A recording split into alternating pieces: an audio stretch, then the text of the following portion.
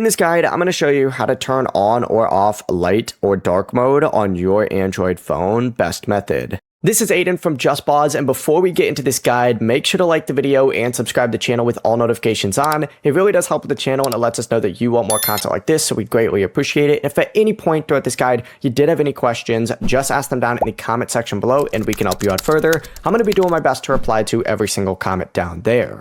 Now, the quickest method to do this is going to be through your quick settings. So swipe down from the top right of your screen and it's going to open up the control panel. For whatever reason, this does not show up while I'm screen recording, but you just need to find the dark mode icon on here. It kind of looks like a crescent moon. So just look for that and tap on it. And what it's going to do is just immediately switch your phone either to light mode or to dark mode. As you can see, you can kind of see the details immediately. This is dark mode. Looks a little bit easier on the eyes. Light mode is a little bit brighter, just like so. You can kind of see the effects of it as I'm changing it right now. But you can also do this through settings. So if you swipe up and open up your settings in this section right here, you could scroll through until you see display.